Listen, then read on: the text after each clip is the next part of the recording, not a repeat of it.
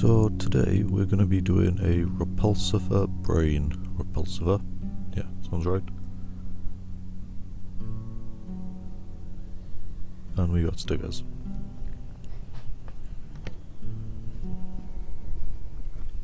So I'm going to be using a few bits to start this one off. Just 3 beads stuck together with a wire in the middle. A little towel gun from a Warhammer set, and a bit of metal just folded to make the shape of the mouth. Got a little bit, couldn't find any decent glue, and I ended up with that gel stuff, and it's alright, but not very good for like small things. But I thought I'd try to use it up rather than waste it. And I've magnetised this gun, so yeah, I should just be able to click on. Quite modular.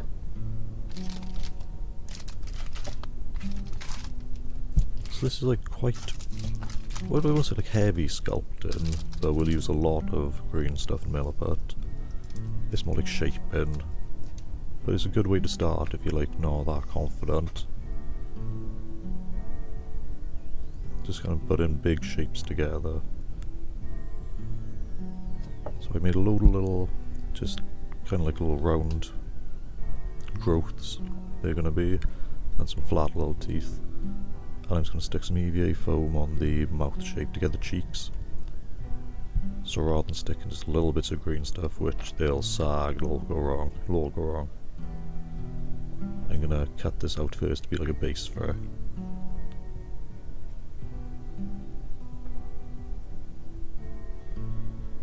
I said 2 at the same time. Make sure you got like a similar shape then, but it never really works out. So I'm just sticking strips of green stuff, so I want the inside of the mouth to have a texture. And the good thing, it doesn't have to be tidy, because you want it to be a bit kind of like weird and raggy.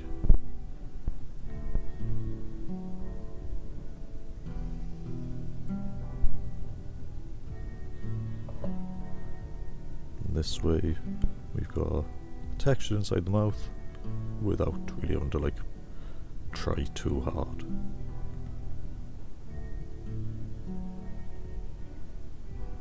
And there we go.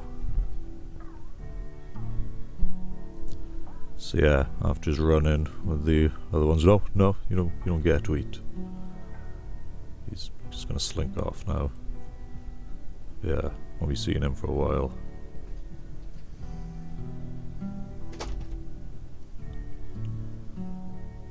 So I just rolled up some fresh green stuff in miliput and sticking it on in little balls to actually make the gums. And should give them a good look then, kind of like pustully. Just push the teeth in, then mould it all in, make sure everything's tightly connected. And just run a bit of super glue around everything to help make sure nothing will go. And again, that gel glue is not great, but especially when you're trying to fill in gaps, it's not bad then.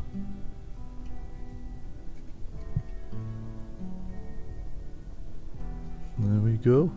Seems secure.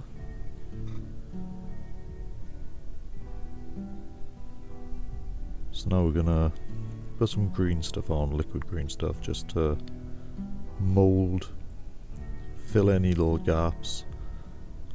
And it's a good surface to stick things to, so especially for beads with varnish, things like that, like weird plastics. Coat it with liquid green stuff and it's workable. Haven't had any issues so far.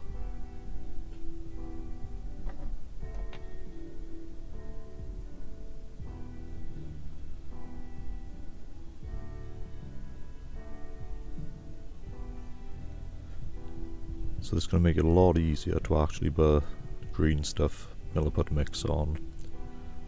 They'll have something to grip to eventually.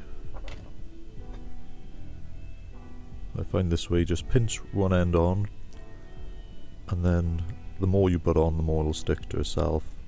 But just make sure you've got some good connections to the main bulk of the model.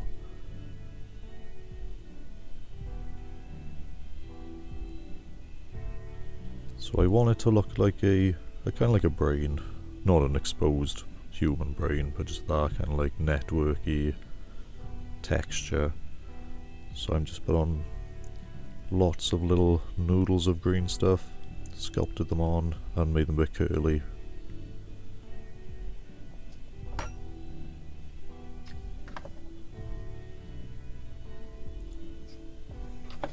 And now where the gun's gonna go on top, I wanna create all the kind of growths around there and add on some little bits like bits of thread. It kind of gives a veiny look at the end.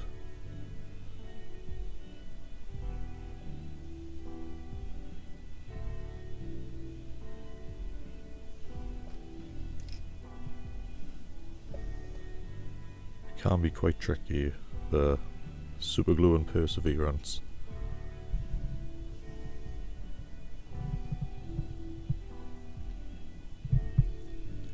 So I've magnetised the gun and fit it on. I'm just building up around there, so we'll hide the connection and hopefully look quite cool.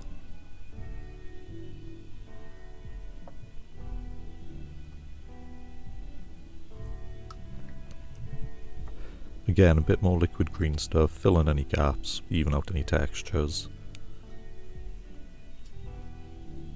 And pop some holes in, and I made some tentacles to be kind of tendrils. As this was going, I was sharing on Discord, and there were some points about violent fruit, an aggressive raspberry, I recall. I can yeah, you can see it coming in now. You know, bit of both.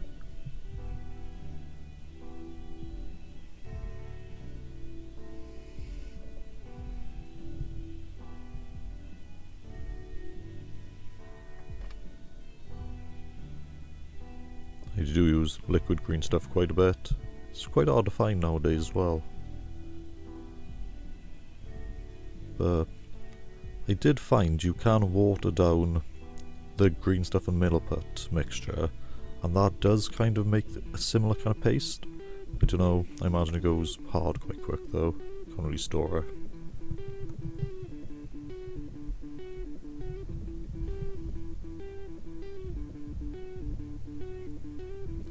So I'm going to go into this in the lore, but I was inspired to do a kind of like a Stranger Things, a Nope, brilliant film, mouth organ for this guy. It's got a bit more relevance later on, but I found some strange kind of flowery beads. I thought, again with that green stuff covering, you could hide some of the detail, and it looked quite like a natural organ. So I'm going to start with that.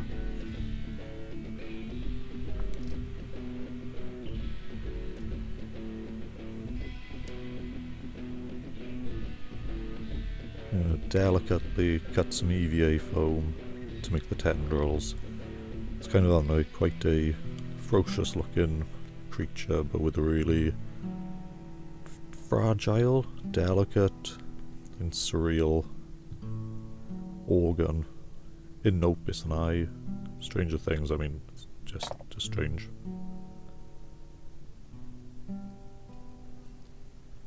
So this is what we got so far. We stuck strips on the flowers, and then a bit of wire and some green stuff curled around together, like fleshy, compressed, like, you know, gory organ looking texture. And leave that to dry, magnetise it, and there we go.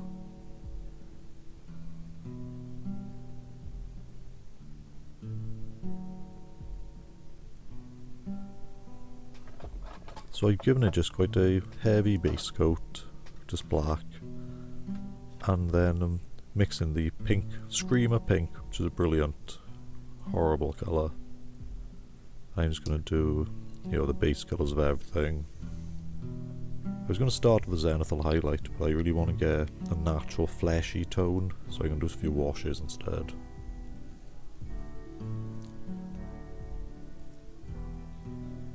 So I'm just doing a white dry brush over the top, and I may as well get some lore. So the Repulsiver brain is a complex creature compared to its counterparts. Each brain is a unique sensory organ that protrudes from his throat, able to communicate and control the actions of his herd. Using this telepathy, the brain can coordinate complex strategies and movements amongst the herd, increasing the effectiveness of his assaults beyond that a standard Repulsiver unit could ever hope to conduct. A ferocious enemy, brains have the ability to exist without bonding with weaponry or tech, possessing his strange psychic powers and intimidating physical prowess, armed with a mouth of plague-shaded teeth and whipping tentacles. They pick and choose weaponry depending on their opponents and situations, known to rip favoured weaponry from underperforming members of their herd with what could be perceived as too much sentience and self-preservation than the monstrosity should really have. Yeah, they can be quite selfish. And not supposed to be hive brain.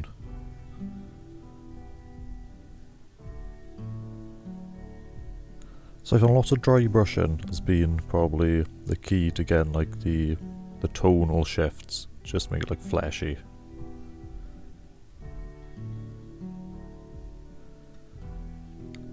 This was one of the best bits to paint.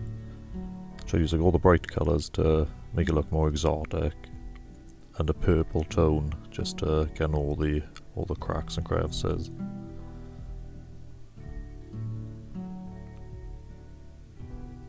I went for a bit of a darker red in the mouth, differentiate it from the more massive flesh.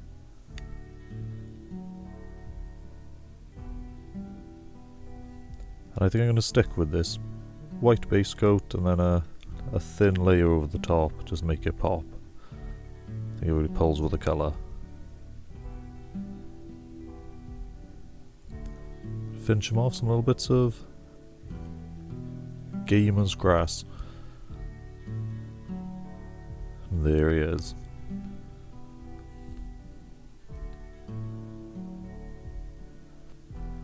I used Dirty Down on the gun to get the rusted effect. I think that was it then.